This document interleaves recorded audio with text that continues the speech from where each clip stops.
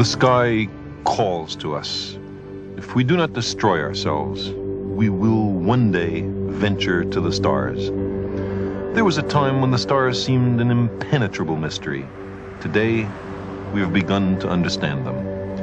In our personal lives also, we journey from ignorance to knowledge. Our individual growth reflects the advancement of the species. The exploration of the cosmos is a voyage of self-discovery.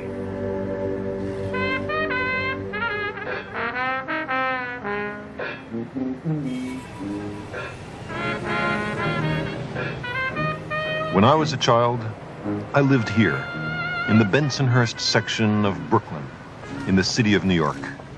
I knew my immediate neighborhood intimately. Every candy store, front stoop, backyard, empty lot, and wall for playing Chinese handball.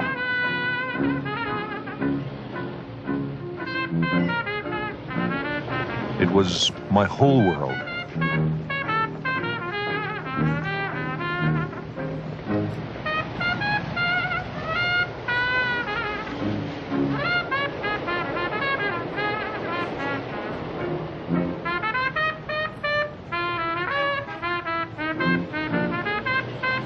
But more than a few blocks away, north of the raucous traffic and elevated railway on 86th Street, was an unknown territory, off limits to my wanderings. It could have been Mars for all I knew.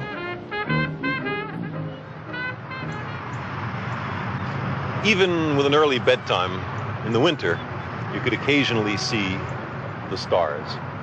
I would look up at them and wonder what they were. I'd ask other kids and adults, and they would answer, "There are lights in the sky, kid." Well, I could tell there were lights in the sky, but what were they? There had to be some deeper answer.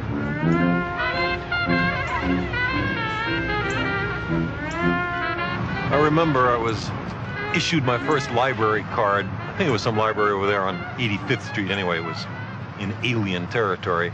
And I asked the librarian for a book on stars. She gave me a funny kind of picture book with portraits of men and women with names like Veronica Lake and Alan Ladd. I explained that wasn't what I wanted at all. And for some reason then obscure to me, she smiled and got me another book, the right kind of book. I was so excited to know the answer that I opened the book breathlessly right there in the library. And the book said something astonishing, a very big thought. Stars, it said, were suns, but very far away. The sun was a star, but close up.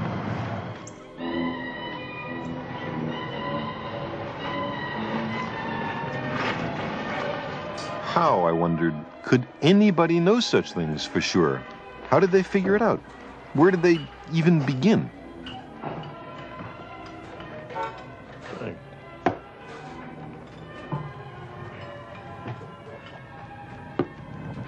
I was ignorant of the idea of angular size. I didn't know a thing about the inverse square law of the propagation of light. I didn't have the ghost of a chance of calculating the distance to the stars. But I could tell that if the stars were suns, they had to be awfully far away, further away than 86th Street, further away than Manhattan, further away probably than New Jersey. The universe had become much grander than I had ever guessed. And then I read another astonishing fact. The Earth, which includes Brooklyn, was a planet. It went around the sun. There were other planets. They also went around the sun, some closer to the sun, some further from the sun. But planets didn't shine by their own light the way the sun does. No, planets simply reflected the little bit of light that shines on them from the sun back to us. If you were a great distance away from the sun, you wouldn't be able to see the Earth or the other planets at all. Well, then, it stood to reason, I thought, that those other stars ought to have their own planets. And some of those planets ought to have life. why not? And that life ought to be pretty different from life as we know it, life here in Brooklyn. Ganymede, look at this amazing Ganymede stuff. Wait, I want to give to people who As a child, it was my immense good fortune to have parents and a few teachers who encouraged my curiosity. This was my 6th grade classroom. I came back here one afternoon to remember what it was like. I brought some of the breathtaking pictures of other worlds that had been radioed back by the Voyager spacecraft in their encounters with Jupiter and its moons. Okay, this is Callisto, which is... What is a Callisto? I want a Callisto. Now you got it. What is it? It's the outermost big moon of Jupiter. Who is this guy? Europa! Another Europa. A black and white picture of a ring of Jupiter. There you go. That's a prize for honesty. You didn't get a second. You're right. Which one would you like? Okay. No. You didn't get a second.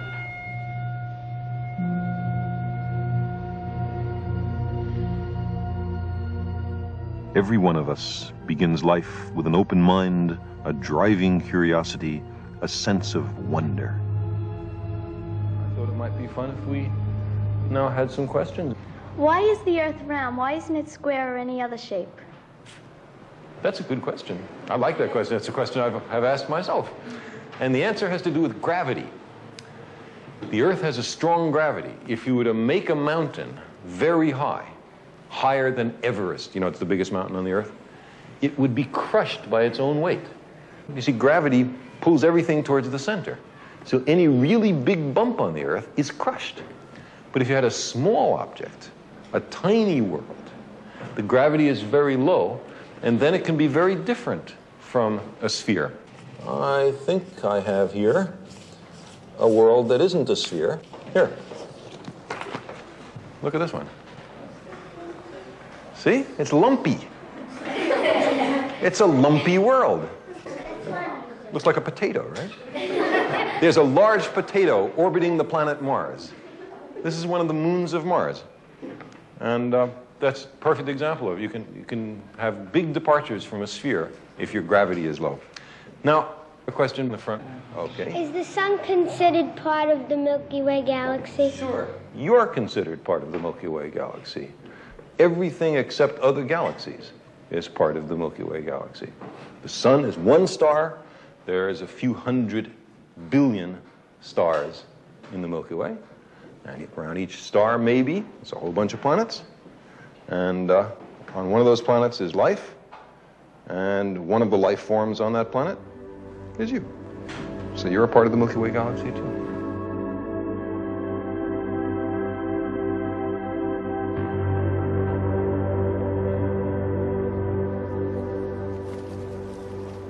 Sometimes I think how lucky we are to live in this time, the first moment in human history when we are, in fact, visiting other worlds and engaging in a deep reconnaissance of the cosmos.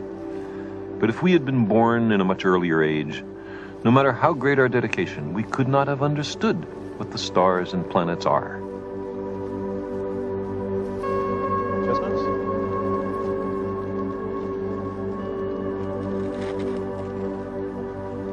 We would not have known that there were other suns and other worlds. This is one of the great secrets, wrested from nature through 1,000,000 years of patient observation and courageous thinking. Human beings have always asked questions about the stars. It's as natural as breathing. But imagine a time before science had found out the answers. Imagine what it was like, say, hundreds of thousands of years ago, soon after the discovery of fire. We were just as smart, just as curious then as we are now. Sometimes it seems to me that there were people then who thought like this. We are wandering hunter folk. Fire keeps us warm. Its light makes holes in the darkness. It keeps hungry animals away. In the darkness, we can see each other and talk. We take care of the flame. The flame takes care of us. The stars are not near to us. When we climb a hill or a tree, they are no closer. They flicker with a strange, cold, white, faraway light. Many of them, all over the sky, but only at night. I wonder what they are. One night I thought, the stars are flames. They give a little light at night, as fire does. Maybe the stars are campfires, which other wanderers light at night. The stars give a much smaller light than campfires, so they must be very far away. I wonder if our campfires look like stars to the people in the sky. But why don't those campfires and the wanderers who made them fall down at our feet? Why don't strange tribes drop from the sky? Those beings in the sky must have great powers.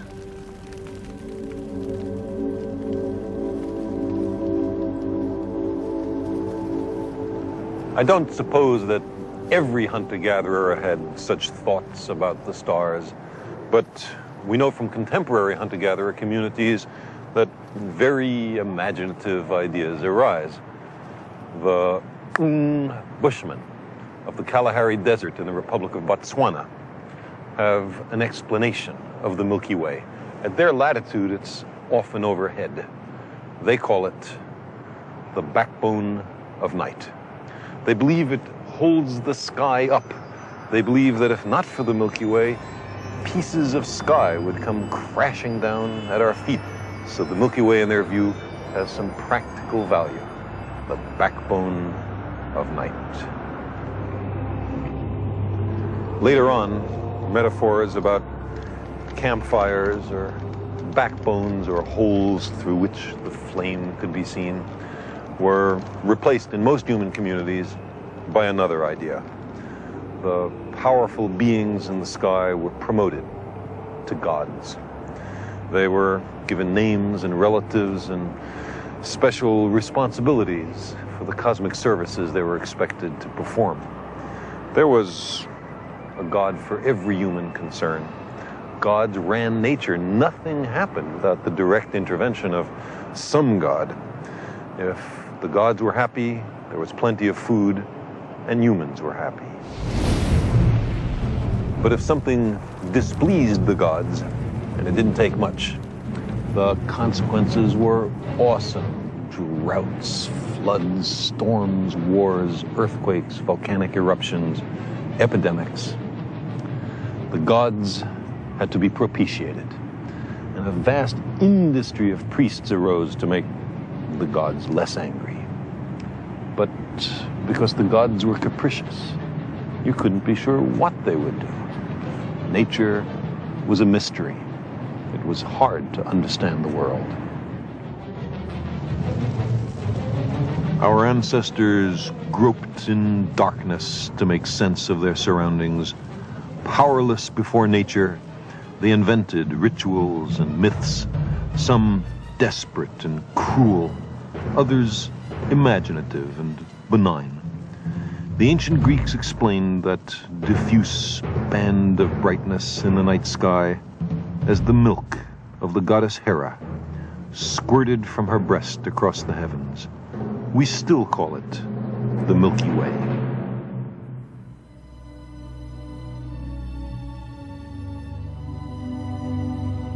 In gratitude for the many gifts of the gods, our ancestors created works of surpassing beauty.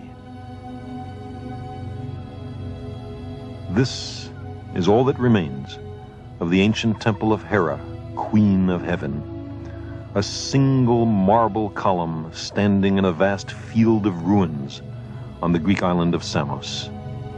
It was one of the wonders of the world, built by people with an extraordinary eye for clarity and symmetry.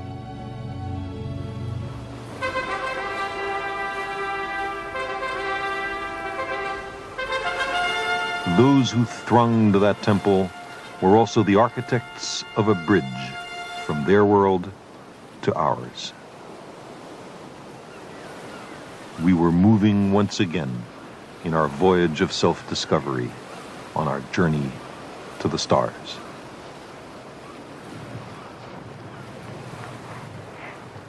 Here, 25 centuries ago, on the island of Samos and in the other Greek colonies which had grown up in the busy Aegean Sea, there was a glorious awakening. Suddenly, there were people who believed that everything was made of atoms, that human beings and other animals had evolved from simpler forms, that diseases were not caused by demons or the gods, that the earth was only a planet going around a sun which was very far away. This revolution made cosmos out of chaos. Here, in the 6th century BC, a new idea developed, one of the great ideas of the human species. It was argued that the universe was knowable. Why? Because it was ordered, because there are regularities in nature which permit its secrets to be uncovered. Nature was not entirely unpredictable. There were rules which even she had to obey. This ordered and admirable character of the universe was called cosmos. And it was set in stark contradiction to the idea of chaos. This was the first conflict of which we know between science and mysticism, between nature and the gods.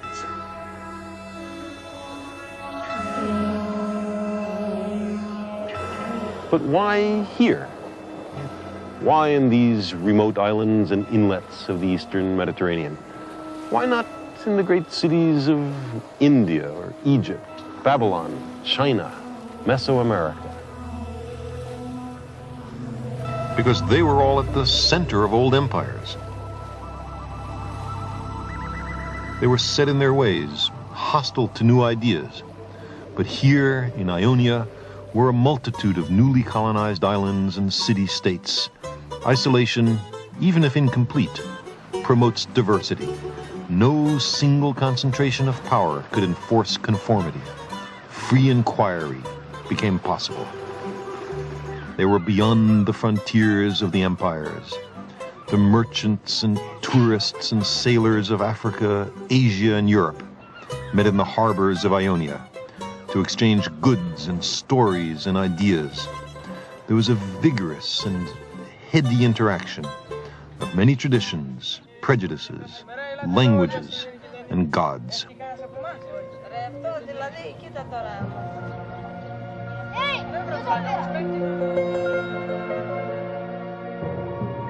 These people were ready to experiment. Once you are open to questioning rituals and time-honored practices, you find that one question leads to another.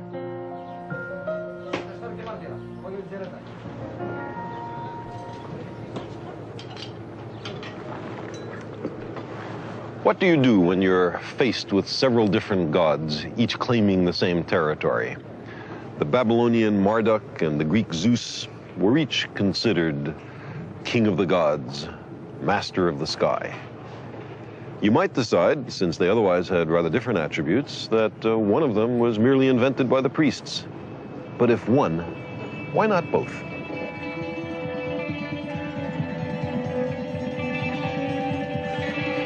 And so it was here that the great idea arose, the realization that there might be a way to know the world without the God hypothesis, that there might be principles, forces, laws of nature, through which the world might be understood without attributing the fall of every sparrow to the direct intervention of Zeus. This is the place where science was born. That's why we're here. This great revolution happened between 600 and 400 BC. It was accomplished by the same practical and productive people who made the society function. Political power was in the hands of the merchants, who promoted the technology on which their prosperity depended. The earliest pioneers of science were merchants and artisans and their children.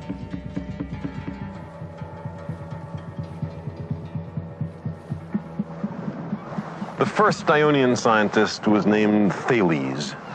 He was born over there in the city of Miletus across this narrow strait. He had traveled in Egypt and was conversant with the knowledge of Babylon. Like the Babylonians, he believed that the world had once all been water. To explain the dry land, the Babylonians added that their god Marduk had placed a mat on the face of the waters and piled dirt on top of it. Thales had a similar view, but he left Marduk out. Yes, the world had once been mostly water, but it was a natural process which explained the dry land.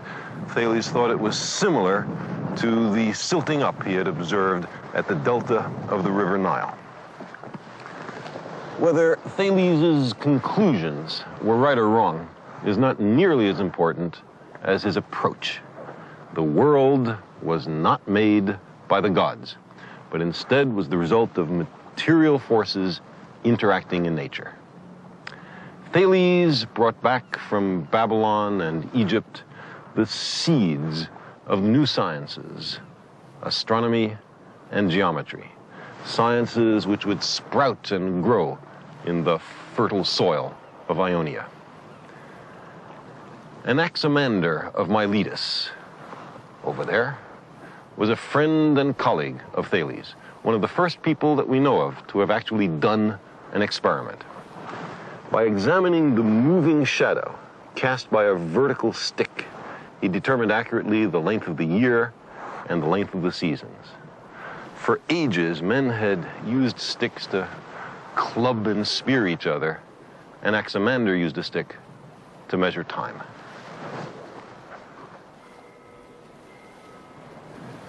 In 540 BC, or thereabouts, on this island of Samos, there came to power a tyrant named Polycrates. He seems to have started as a caterer and then went on to international piracy. His loot was unloaded on this very breakwater.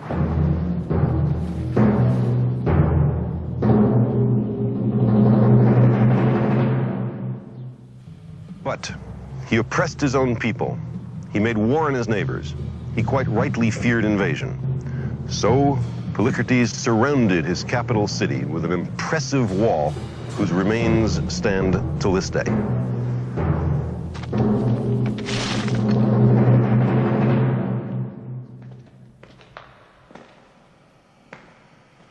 To carry water from a distant spring through the fortifications, he ordered this great tunnel built. 1 kilometer long, it pierces a mountain. 2 cuttings were dug from either side, which met almost perfectly in the middle. The project took some 15 years to complete. It is a token of the civil engineering of its day and an indication of the extraordinary practical capability of the Ionians. The enduring legacy of the Ionians is the tools and techniques they developed, which remain the basis of modern technology.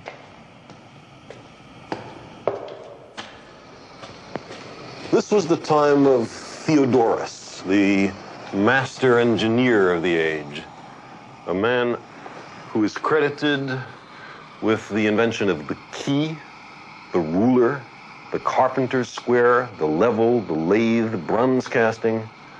Why are there no monuments to this man? Those who dreamt and speculated and deduced about the laws of nature talked to the engineers and the technologists. They were often the same people. The practical and the theoretical were one.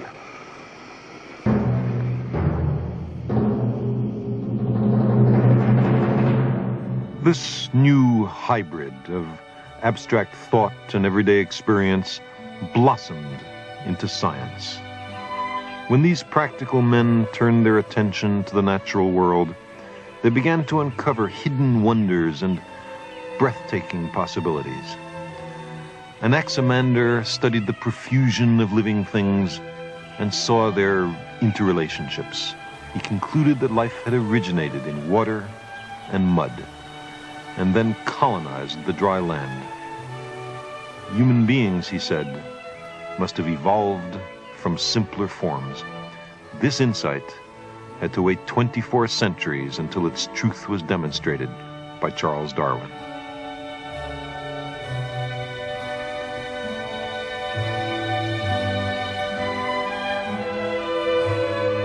Nothing was excluded from the investigations of these first scientists.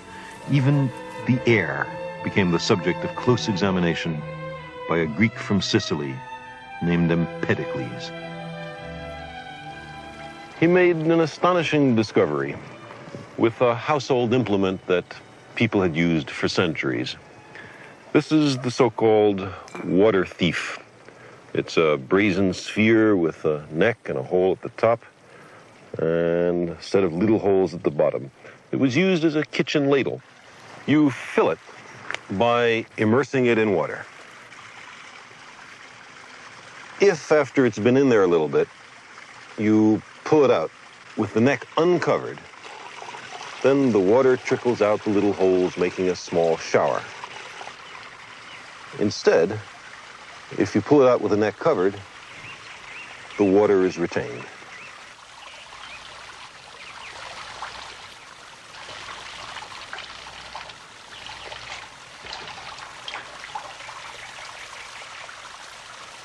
Now, try to fill it with the neck covered with my thumb. Nothing happens. Why not? There's something in the way. Some material is blocking the access of the water into the sphere. I can't see any such material. What could it be? Empédocles identified it as air. What else could it be? A thing you can't see can exert pressure, can frustrate my wish to fill this vessel with water if I were dumb enough to leave my thumb on the neck. Empédocles had discovered the invisible. Air, he thought, must be matter in a form so finely divided that it couldn't be seen. This hint, this whiff of the existence of atoms was carried much further by a contemporary named Demócritus. Of all the ancient scientists, it is he who speaks most clearly to us across the centuries. The few surviving fragments of his scientific writings reveal a mind of the highest logical and intuitive powers. He believed that a large number of other worlds wander through space, that worlds are born and die, that some are rich in living creatures and others are dry and barren. He was the first to understand that the Milky Way is an aggregate of the light of innumerable faint stars. Beyond campfires in the sky, beyond the milk of Hera, beyond the backbone of night, the mind of Demócritus soared.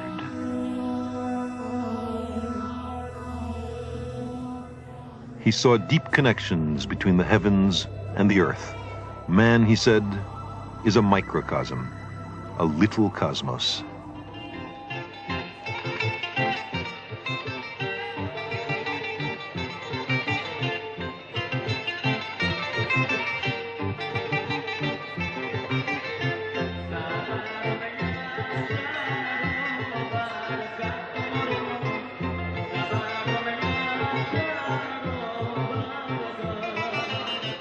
Demócritus came from the Ionian town of Abdera on the northern Aegean shore. In those days, Abdera was the butt of jokes. If around the year 400 BC, in the equivalent of a little outdoor restaurant like this, you told a story about someone from Abdera, you were guaranteed a laugh.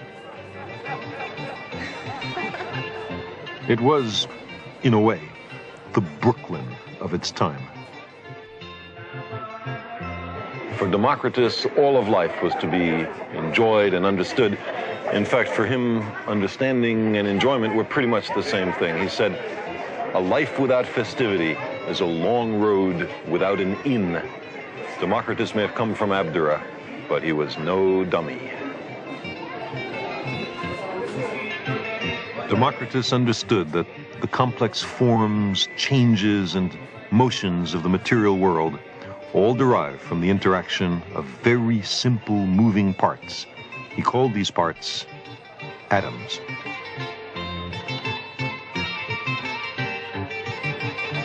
All material objects are collections of atoms intricately assembled, even we. When I cut this apple, the knife must be passing through empty spaces between the atoms, Democritus argued. If there were no such empty spaces, no void, then the knife would encounter some impenetrable atom, and the apple wouldn't be cut. Let's compare the cross-sections of the two pieces. Are the exposed areas exactly equal? No, said Democritus. The curvature of the apple forces this slice to be slightly shorter than the rest of the apple. If they were equally tall, then we'd have a cylinder and not an apple. No matter how sharp the knife, these two pieces have unequal cross-sections. But why? Because on the scale of the very small, matter exhibits some irreducible roughness. And this fine scale of roughness, Democritus of Abdera identified with the world of the atoms. His arguments are not those we use today, but they're elegant and subtle and derived from everyday experience. And his conclusions were fundamentally right.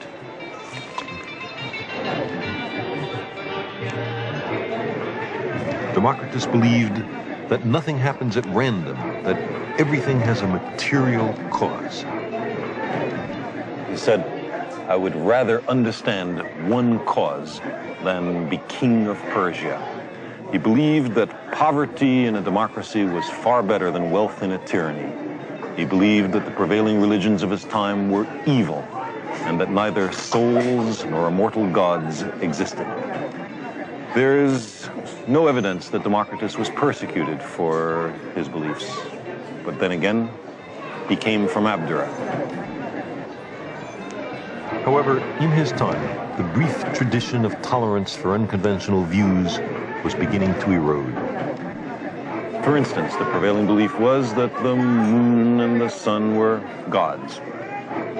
Another contemporary of Democritus, named Anaxágoras, taught that the moon was a place made of ordinary matter and that the sun was a red-hot stone far away in the sky. For this, Anaxágoras was condemned, convicted, and imprisoned for impiety, a religious crime. People began to be persecuted for their ideas. A portrait of Democritus is now on the Greek 100 drachma note. But his ideas were suppressed and his influence on history made minor. The mystics were beginning to win.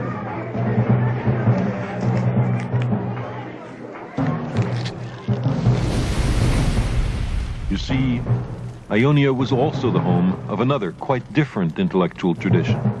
Its founder was Pythagoras, who lived here on Samos in the 6th century BC. According to local legend, this cave was once his abode. Maybe that was once his living room.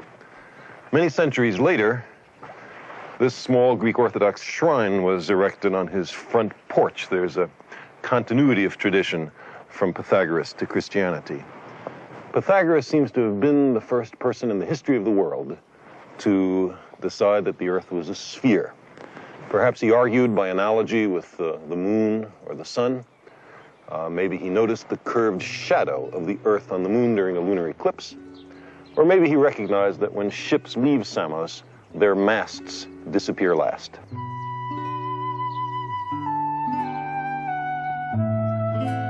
Pythagoras believed that a mathematical harmony underlies all of nature. The modern tradition of mathematical argument, essential in all of science, owes much to him.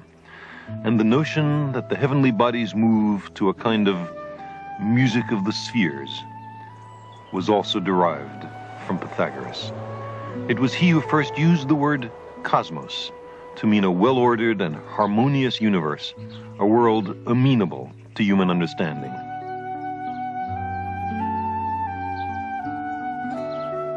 For this great idea, we are indebted to Pythagoras, but there were deep ironies and contradictions in his thoughts. Many of the Ionians believed that the underlying harmony and unity of the universe was accessible through observation and experiment, the method which dominates science today. However, Pythagoras had a very different method. He believed that the laws of nature could be deduced by pure thought. He and his followers were not basically experimentalists.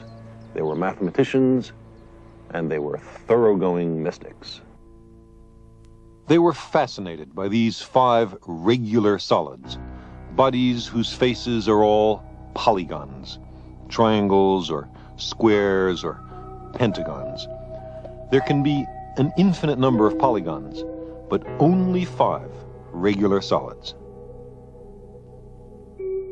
4 of the solids were associated with earth, fire, air, and water. The cube, for example, represented earth. These 4 elements, they thought, make up terrestrial matter. So the 5th solid, they mystically associated with the cosmos. Perhaps it was the substance of the heavens.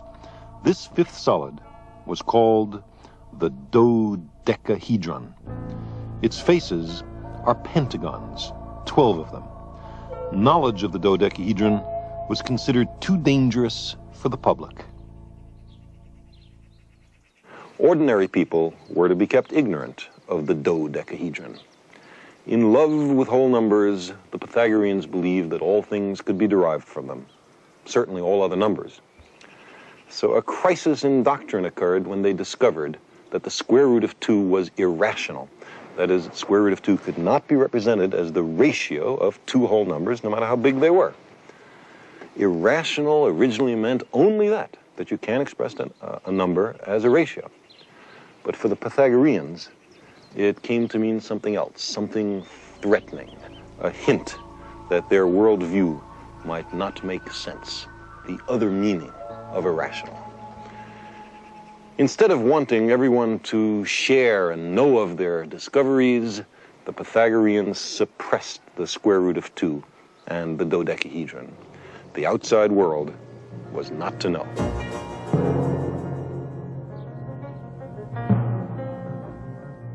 The Pythagoreans had discovered, in the mathematical underpinnings of nature, one of the 2 most powerful scientific tools. The other, of course, is experiment. But instead of using their insight to advance the collective voyage of human discovery, they made of it little more than the hocus-pocus of a mystery cult. Science and mathematics were to be removed from the hands of the merchants and the artisans. This tendency found its most effective advocate in a follower of Pythagoras named Plato. He preferred the perfection of these mathematical abstractions to the imperfections of everyday life. He believed that ideas were far more real than the natural world. He advised the astronomers not to waste their time observing the stars and planets. It was better, he believed, just to think about them. Plato expressed hostility to observation and experiment. He taught contempt for the real world and disdain for the practical application of scientific knowledge.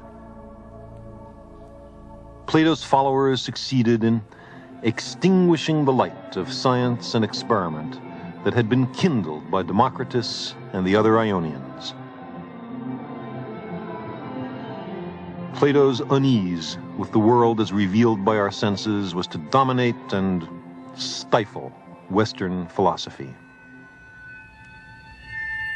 Even as late as 1600, Johannes Kepler was still struggling to interpret the structure of the cosmos in terms of Pythagorean solids and Platonic perfection. Ironically, it was Kepler who helped re-establish the old Ionian method of testing ideas against observations. But why had science lost its way in the first place? What appeal could these teachings of Pythagoras and Plato have had for their contemporaries? They provided, I believe, an intellectually respectable justification for a corrupt social order. The mercantile tradition, which had led to Ionian science, also led to a slave economy.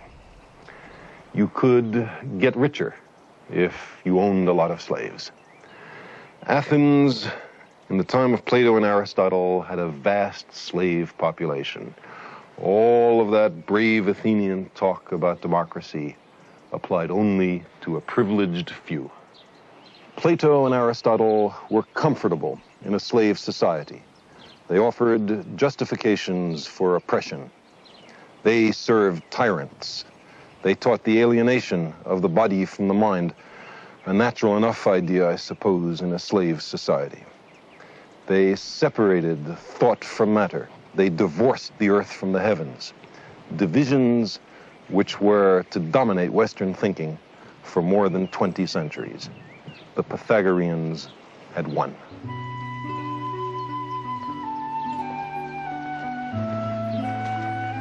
In the recognition by Pythagoras and Plato that the cosmos is knowable, that there is a mathematical underpinning to nature, they greatly advanced the cause of science. But in the suppression of disquieting facts, the sense that science should be kept for a small elite, the distaste for experiment, the embrace of mysticism, the easy acceptance of slave societies, their influence has significantly set back the human endeavor. The books of the Ionian scientists are entirely lost. Their views were suppressed, ridiculed, and forgotten by the Platonists and by the Christians who adopted much of the philosophy of Plato. Finally, after a long mystical sleep in which the tools of scientific inquiry lay moldering, the Ionian approach was rediscovered.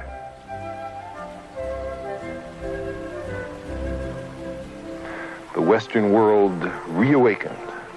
Experiment and open inquiry slowly became respectable once again.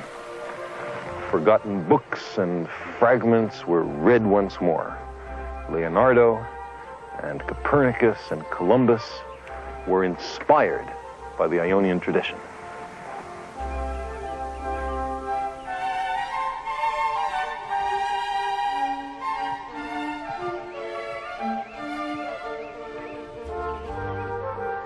The Pythagoreans and their successors held the peculiar notion that the earth was tainted, somehow nasty, while the heavens were pristine and divine.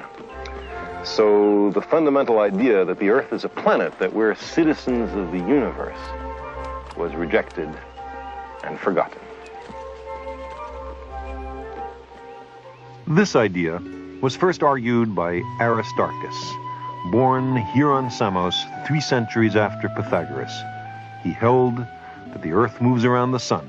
He correctly located our place in the solar system. For his trouble, he was accused of heresy. From the size of the Earth's shadow on the moon during a lunar eclipse, he deduced that the sun had to be much, much larger than the Earth, and also very far away. From this, he may have argued that it was absurd for so large an object as the sun to be going around so small an object as the Earth. So he put the sun, rather than the Earth, at the center of the solar system. And he had the Earth and the other planets going around the sun. He also had the Earth rotating on its axis once a day. These are ideas that we ordinarily associate with the name Copernicus. But Copernicus seems to have gotten at least some hint of these ideas by reading about Aristarchus. In fact, in the manuscript of Copernicus's book, he referred to Aristarchus, but in the final version, he suppressed the citation. Resistance to Aristarchus, a kind of geocentrism in everyday life is with us still. We still talk about the sun rising and the sun setting. It's 2,200 years since Aristarchus, and the language still pretends that the earth does not turn. That the sun is not at the center of the solar system. Aristarchus understood the basic scheme of the solar system, but not its scale. He knew that the planets move in concentric orbits about the sun, and he probably knew their order out to Saturn. But he was much too modest in his estimates of how far apart the planets are. In order to calculate the true scale of the solar system, you need a telescope. It wasn't until the 17th century that astronomers were able to get even a rough estimate of the distance to the sun. And once you knew the distance to the sun, what about the stars? How far away are they? There is a way to measure the distance to the stars, and the Ionians were fully capable of discovering it. Aristarchus had toyed with the daring idea that the stars were distant suns. Now, if a star were as near as the sun, it should appear as big and as bright as the sun. Everyone knows that the farther away an object is, the smaller it seems. This inverse proportionality between apparent size and distance is the basis of perspective in art and photography. So the further away we are from the sun, the smaller and dimmer it appears. How far from the sun would we have to be for it to appear as small and dim as a star? Or equivalently, how small a piece of sun would be as bright as a star? An experiment to answer this question was first performed in 17th century Holland by Christianus Huygens and is very much in the Ionian tradition. Huygens drilled a number of holes in a brass plate and held the plate up to the sun. He asked himself which hole seemed as bright as he remembered the bright star Sirius to have been the previous evening. Well, the hole that matched was effectively 1/28,000th the apparent size of the sun. So Sirius, he reasoned, must be 28,000 times further away than the sun, or about half a light year away. It's hard to remember just how bright a star is hours after you've looked at it, but Huygens remembered very well. In fact, if he had known that Sirius was intrinsically brighter than the sun, he would have gotten the answer exactly right. Sirius is 8.8 light years away from us. Between Aristarchus and Huygens, people had answered that question which had so excited me as a young boy growing up in Brooklyn, the question, what are the stars? And the answer is that the stars are mighty suns light years away in the depths of interstellar space.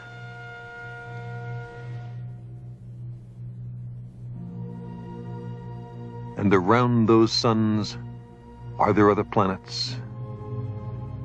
And on those other worlds, are there beings who wonder as we do? Here is a light bulb, which is supposed to represent a nearby star. And next to it, and very hard to see because of the bright light, is a planet. Now we'll need a volunteer who would like to come up with these. Ordinarily, you would have a hard time seeing the planet because it's so close that the star washes out the planet. But if we were able to put something in front of the star to make an artificial eclipse, then we might be able to see the planet. So I'm going to stand over here. Imagine that I'm a telescope somewhere near the Earth, and Tab, if you'd slowly move the disk across. Good, a little faster would be nice. Good, now you're just beginning to cover over the star. I really can't see the planet at all. Keep going. Good, now right there, I can't see the star at all, and I see the planet lit by the light of the star. Now, that is a method for looking for planets around nearby stars. And that method uses a spacecraft to hold the disk and scan the sky for another telescope to see if there are any planets. So, Tab, you have successfully accomplished your mission to look for planets around other stars. Thank you for being our interplanetary spacecraft. So, this is one way. And there are spaceships that will be able to do this in the next 10 years or so. And there's another way. This has already been tried from the Earth. Imagine that there's a nearby star that you can see. It's bright. And it has a dark companion, a planet, shining only by reflected light near it, so dim you can't see it. But imagine that this planet and its star are going around each other, like that. You can see the star, you can't see the planet. So now I'm going to need 2 volunteers. One, you two. Because, just to save some time, because now, I need one of you to turn the star and the planet, and another person to pull the star and planet along. And what you will see is that the star you can make out will be moving in a funny, wiggly pattern, which will be the clue, the evidence for the existence of the dark planet. Okay, let's have a spin. Good. And a pull. And you see this funny motion that the star makes because of the planet. Thank you very much. So that's another way of finding out the existence of a planet that you couldn't see directly. Well, both of these methods are being used. And by the time that you people are as old as I am, we should know for all the nearest stars whether they have planets going around them or not. We might know dozens or even hundreds of other planetary systems and see if they're like our own or very different or no other planets going around other stars at all. That will happen in your lifetime. And it'll be the first time in the history of the world that anybody found out really if there are planets around the other stars. Now, the nearby stars, the ones you can see with the naked eye, those are all in what's called the solar neighborhood. That's really what astronomers call it, the neighborhood. But it's a very tiny place in the Milky Way galaxy. The Milky Way is that band of light that you see across the sky on a clear night. I can't tell if there are any more clear nights in Brooklyn, but you must have seen the Milky Way, right? See a faint band of light at night? Well, that's just 100 billion stars, all seen together, edge on, as in this picture. If you could get out of the Milky Way galaxy and look down on it, it would look like that picture. And if we did look down on the Milky Way galaxy, where would the sun and nearby stars be? Would it be in the center where things look important or at least well lit? No. We would be way out here in the suburbs, in the countryside of the galaxy. We're not in any important place. All the stars you could see would be in a little place like that. And the Milky Way would be this band of light, 100 billion stars all together.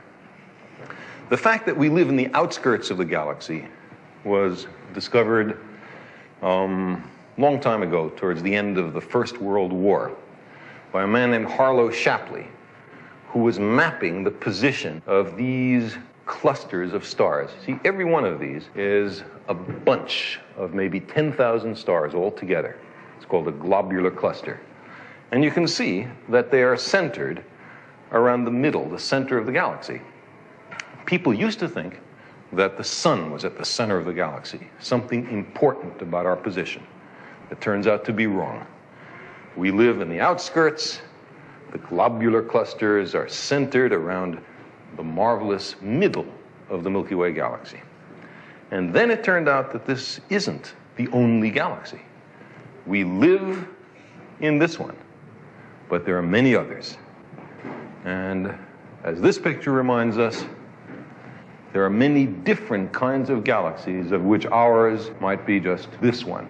There are, in fact, 100 billion other galaxies, each of which contains something like 100 billion stars. Think of how many stars and planets and kinds of life there may be in this vast and awesome universe. As long as there have been humans, we have searched for our place in the cosmos. Where are we? Who are we? We find that we live on an insignificant planet of a humdrum star, lost in a galaxy tucked away in some forgotten corner of a universe in which there are far more galaxies than people. We make our world significant by the courage of our questions and by the depth of our answers. We embarked on our journey to the stars with a question first framed in the childhood of our species, and in each generation asked anew with undiminished wonder, what are the stars?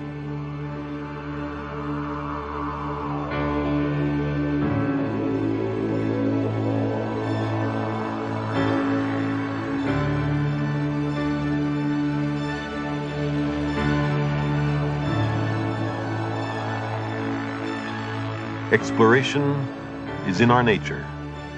We began as wanderers, and we are wanderers still.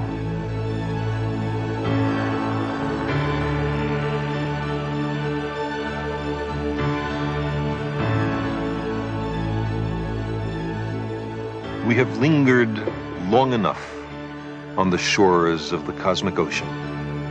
We are ready at last to set sail for the stars.